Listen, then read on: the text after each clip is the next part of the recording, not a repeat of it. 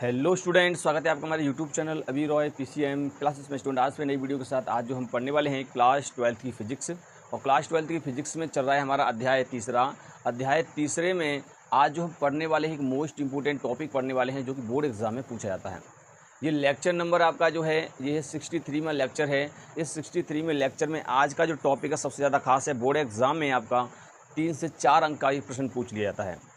प्रश्न क्या पूछा जाता है? पूछा जाता है कि सेल का आंतरिक प्रतिरोध तथा विद्युत वाहक बल और टर्मिनल वोल्टता में क्या संबंध होता है, ये आपको पूछता है। ठीक है, तो इस संबंध बताना होता है। तो किस प्रकार से ये संबंध होता है वो आज की इस वीडियो में हम देखने वाले हैं। ठीक है स्टूडेंट, तो वीडियो को एंड तक जरूर देखें, तभी आपको टॉपिक क्लियर तरीका से समझ में आएगा, अन्यथा आपको समझ में ही नहीं आएगा। ठीक है, और आपसे कहना है कि यानी कि यदि आपने हमारे पिछले वीडियो नहीं देखे तो जाकर के उन वीडियो को देख लीजिए, ताकि आपको ये टॉपिक क्लियर तरीका समझ में आ सके। जब तक आप वो टॉपिक नहीं देख के आओगे तब तक आपको ये टॉपिक क्लियर तरीका समझ में नहीं आएगा। आपको पता होना चाहिए कि सेल का विद्युत वाहक बल क्या होता है और आंतरिक प्रतिरोध क्या होता है। ठीक है नहीं, टर्मिनल वोल्टता किसे कहते हैं, ये वीडियो मैंने बना दिया। यदि आपने वो वीडियो नहीं देखा है तो जाकर के उस वीडियो को देख लें, तब आप इस वीडियो को देखें, ताकि आपको ये वीडियो बेहतर तरीका से समझ में आ सके। ठीक है स्टूडेंट, तो आज के इस वीडियो में इस टॉपिक को हम देखने वाले हैं, तो वीडियो के एंड तक जरूर बने रहें। वीडियो को 1 सेकंड के लिए भी स्किप ना करें, वीडियो को पूरा देखें। ठीक है स्टूडेंट, तो बने रहिए वीडियो के एंड तक स्टूडेंट। और स्टूडेंट यदि आप हमारे चैनल पर नए हैं तो चैनल को सब्सक्राइब कर लीजिए, बेल आइकन को प्रेस कर क्लिक कर दीजिए, ताकि आने वाले वीडियो की नोटिफिकेशन आपको मिलती रहे। तो चलते स्टूडेंट वीडियो को स्टार्ट करते हैं। तो चलिए स्टूडेंट बात करते हैं हम सेल का विद्युत वाहक बल यानी ईएमएफ बोला जाता है इसको, आंतरिक प्रतिरोध आर तथा टर्मिनल वोल्टता वी में संबंध क्या होता है वो हम यहाँ पर देखने वाले हैं। सेल का विद्युत वाहक बल, आंतरिक प्रतिरोध आर स्मॉल आर, टर्मिनल वोल्टता वी में संबंध हम यहाँ पर देखेंगे। ठीक है, तो किस प्रकार से संबंध होता है वो हम यहाँ पर देखने वाले हैं। ठीक है, तो चलिए सबसे पहले हम क्या करते हैं, यहाँ पर इसको एक इसके चित्र से समझते हैं। तो चलिए स्टार्ट करते हैं। सबसे पहले आपको करना क्या है, सेल के विद्युत वाहक बल यानी ईएमएफ, ठीक है नहीं, और आंतरिक आर और टर्मिनल वोल्टता वी में संबंध देखना है। तो आपको चित्र समझना होगा। आप क्या करेंगे, एक यहाँ पर ये आपने क्या ले लिया, एक सेल ले लिया। ठीक है, ये सेल है। अब आपको पता है सेल के साथ ही क्या होता है, आपका आंतरिक प्रतिरोध भी होता है इस प्रकार से। और यहाँ पर आपने कुंजी ले ली इस प्रकार से ऐसे। ठीक, इससे आपने क्या किया, इससे आपने एक बाह्य प्रतिरोध को जोड़ दिया गया इस प्रकार से, ऐसे करके आपने इसको जोड़ दिया है। ठीक है, क्लियर। तो जिसे हम आर कहेंगे प्रतिरोध, और यहाँ स्मॉल आर होगा, इसका विद्युत वाहक बल ई होगा। क्लियर, ये प्लस ये माइनस। तो इस प्रकार से हम इसको दिखाते हैं, आप देख सकते हो ये सेल है आपका, और सेल के अंदर वाले भाग को इस प्रकार से हम दिखाते हैं। क्लियर स्टूडेंट, ये कुंजी होगी आपकी की। क्लियर, यहाँ तक हो गया। अगर आपको वोल्टेज नापना है इसका बीच का, तो आपको करना पड़ेगा यहाँ पर एक वोल्ट मीटर भी लगाना होगा इस प्रकार से। अगर आप वोल्टेज नापोगे तो, ठीक है नहीं, इस प्रकार से एक वोल्ट मीटर भी यहाँ पर लगा देंगे, एक प्लस या माइनस करके। ठीक, तो ये वोल्ट मीटर लगाया जाएगा, ये केवल इसकी वोल्टता का पता लगाएगा, स्वरों के बीच कितनी वोल्टता है। क्लियर स्टूडेंट, तो ये आपकी व्यवस्था होती है इस प्रकार से। ठीक है, एक सेल होता है, एक सेल आपने लिया, इसका विद्युत वाहक बल ई है। ठीक है, इसका आंतरिक प्रतिरोध स्मॉल आर है, और इससे एक बाह्य प्रतिरोध आर कैपिटल आर जोड़ा गया है। ठीक है नहीं, तब यहाँ पर हम क्या करेंगे, संबंध ज्ञात करेंगे। तो आपको लिखना क्या है कि यहाँ पर लिखेंगे कि माना, यहाँ पर लिखेंगे माना एक सेल माना एक सेल जिसका विद्युत वाहक बल बिगड़ा हुआ ई है, तथा आंतरिक प्रतिरोध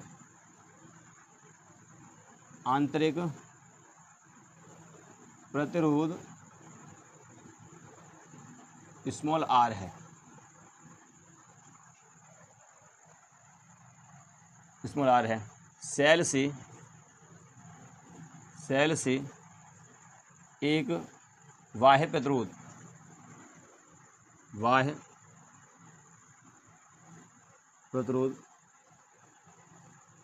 कैपिटल आर जोड़ा गया है,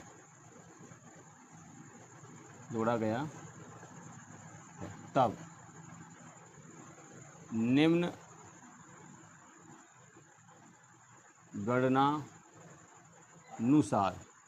गणनानुसार हम यहाँ पर करेंगे। तो देखिए आपको करना क्या है, आप समझिए। यहाँ पर ये जो बैटरी आपने लगाई है, ये बैटरी इसके सिरों में वोल्टेज लगाएगी, आपको पता है, क्योंकि सेल है ये सेल, सॉरी ये क्या है, सेल, बैटरी नहीं सेल है। ये सेल आपने लगाया तो ये यहाँ पर क्या करेगा, सिरों पर क्या लगाएगा, वोल्टेज लगाएगा। वो वोल्टेज कितना होगा, वी वोल्टेज होगा। तो यानी इस पर लगने वाला वोल्टेज क्या है, वी है ना। अच्छा, अब ये आंतरिक प्रतिरोध है तो इसका भी कोई ना कोई वोल्टेज होगा। तो ये विद्युत वाहक बल जो है ये जो विद्युत वाहक बल है सेल का, ये विद्युत वाहक बल किसके बराबर होगा? देखिए, पहले ही आपको मैंने बता दिया था कि कोई भी सेल जो होता है उस सेल के अंदर भी क्या लगता है, वोल्टेज खर्च हो जाता है ना, लॉस हो जाता है। तो ये विद्युत वाहक बल दो भागों में बढ़ जाता है। ये विद्युत वाहक बल जो है वो दो भागों में बढ़ता है। तो यहाँ पर देखिए, सेल का कुल विद्युत वाहक बल की हम बात करेंगे किसके बराबर होगा। तो सेल का कुल विद्युत वाहक बल क्या होगा? सेल का कुल विद्युत वाहक बल, कुल विद्युत वाहक बल क्या होगा भाई? तो यहाँ पर ई जो होगा आपका वो होगा किसके बराबर होगा? देखिए, बाहर कितनी वोल्टता दी इसने, तो यहाँ से धारा जा रही है ना इसमें, इस प्रकार से आई धारा जा रही है, ठीक है। यहाँ से धारा आ रही है आई, क्लियर। इसके अंदर भी जाएगी इस प्रकार से, ऐसे करके, ठीक है। इस प्रकार से धारा आ रही है, यहाँ पर जा रही है। तो आपने पढ़ा है कि ओम के नियम से आपने पढ़ा है कि यहाँ पर जो वोल्टता होगी वो कितनी होगी? इस प्रतिरोध पर आई के साथ आर का गुणा कर देंगे, आई के साथ, तो ये हो जाएगी वोल्टता आई आर, ठीक है नहीं। और ऐसे यहाँ से जाओगे आगे, तो आगे आप यहाँ पर आओगे आंतरिक प्रतिरोध, इसमें भी कितनी वोल्टता खर्च हुई? I small r, clear. यानी कि ये वाली वोल्टता टर्मिनल वोल्टता और ये वाली वोल्टता इसके अंदर की वोल्टता है, सेल के अंदर की जो खर्च हो रही है, ठीक है नहीं, इस प्रकार से। तो यहाँ तक क्लियर हुआ कि ये विद्युत वाहक बल इसके बराबर होगा, आपको यहाँ पर होगा नहीं होगा, इसके बराबर आपका विद्युत वाहक बल होगा। अब आप देखिए यहाँ पर, अगर आप यहाँ से क्या करना चाहते हैं, देखिए, अगर आप यहाँ पर केवल आई का मान निकालना चाहते हो, हमें तो क्या निकालना है, हमें यहाँ पर निकालना है टर्मिनल वोल्टता और आंतरिक प्रतिरोध और विद्युत वाहक बल में संबंध निकालना है। तो आपको क्या करना होगा, यहाँ से देखिए, इसको हम क्या लिख सकते हैं, ये टर्मिनल वोल्टता है, ये आपको दिखाई दे रहा है, ये टर्मिनल वोल्टता है, इसे वी कहेंगे, ठीक है नहीं। तो यहाँ हो जाएगा विद्युत वाहक बल बराबर, ये हो जाएगा वी प्लस आई आर, होगा नहीं होगा। इसको उठा के इधर लेके आओ, अगर आप इसको नहीं रहने दो, देखिए ये टर्मिनल वोल्टता है, अगर आप टर्मिनल वोल्टता निकालना चाहते हो तो किस प्रकार से निकल के आएगी? वी बराबर हो जाएगा, इसको इसमें से माइनस कर दो तो विद्युत वाहक बल माइनस के आई आर, ठीक है नहीं। अगर आप टर्मिनल वोल्टता निकालोगे तब के लिए तो ये फॉर्मूला है इस प्रकार से, जब आप टर्मिनल वोल्टता निकालते हो तब के लिए फॉर्मूला इस प्रकार से होगा। तो टर्मिनल वोल्टता यही तो है, इसके स्रोत की वोल्टता निकालेंगे तो शेष इसमें से घटा दो ये वाली वोल्टता, ठीक है नहीं।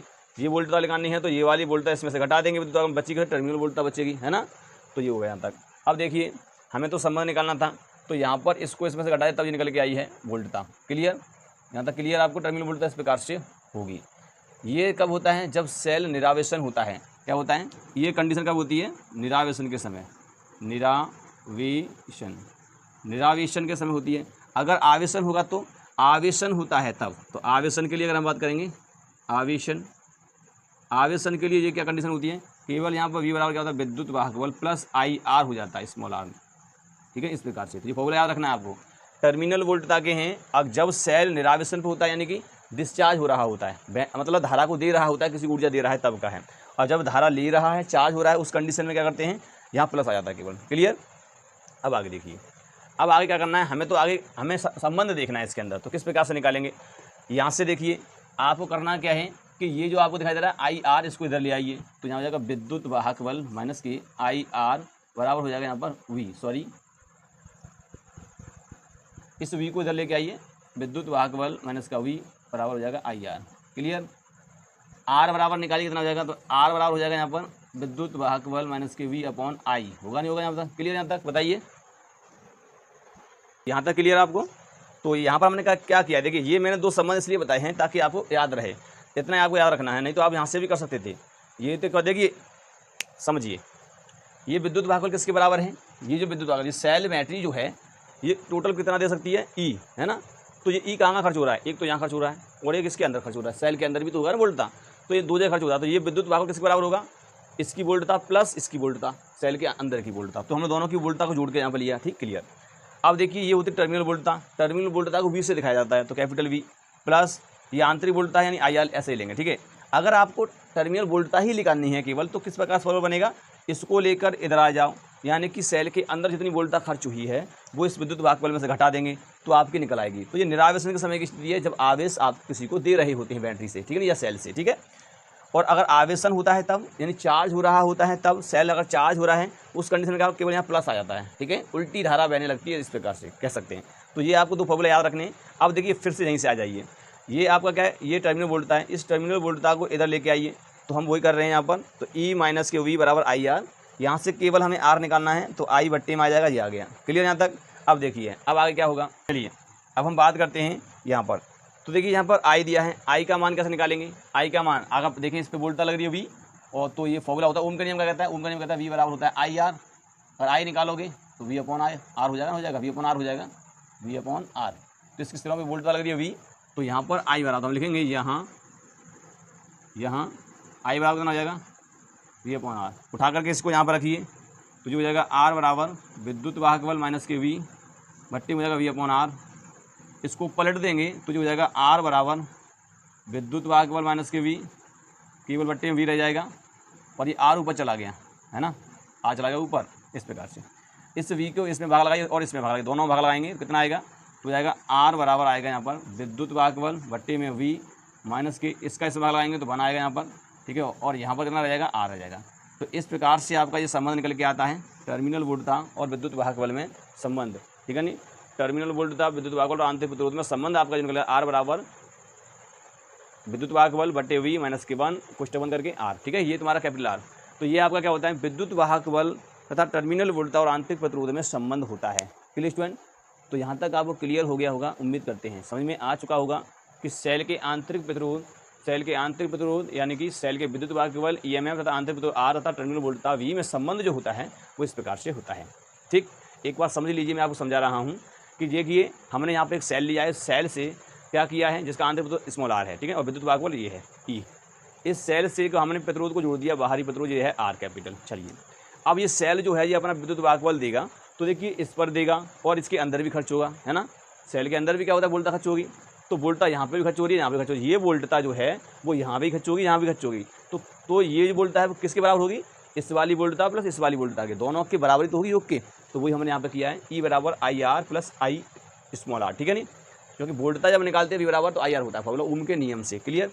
अब देखिए आई आर जो है ये टर्मिनल वोल्टता है, क्योंकि ये बाहर से हम सेल से बाहर की बात कर रहे हैं, सिरों पर लगने वाली वोल्टता है, इसे वी से दिखाते हैं, वी प्लस आई आर होता है। अगर आपको केवल टर्मिनल वोल्टता ही निकालनी है तो इसको यहाँ से घटा दीजिए, बच्ची जो वोल्टता होगी वो टर्मिनल वोल्टता ही होगी।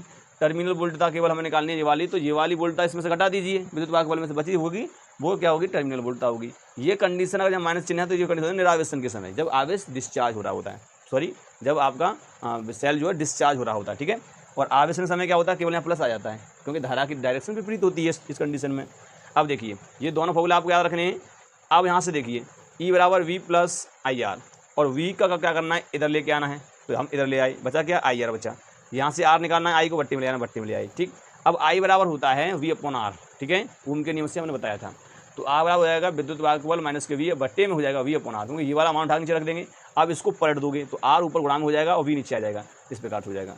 अब देखिए वी का इसमें भी कीजिए और इसमें भी कीजिए, भाग लगाएंगे ना, इसका इसमें और इसका इसमें लगाएंगे तो हो जाएगा ई बट्टे वी माइनस के, और वी का वी में लगाएंगे तो बनाएगा कुछ बंद का तो आर हो जाएगा। तो ये आपका यहाँ संबंध निकल के आता है, ठीक है। तो यही संबंध होता है सेल के आंतरिक प्रतिरोध तथा टर्मिनल वोल्टता और विद्युत वाहक बल में संबंध। तो स्टूडेंट उम्मीद करते हैं आपको समझ में आ गया होगा, एक बार वीडियो को फिर से देख लेना, आपको क्लियर हो जाएगा, ठीक है।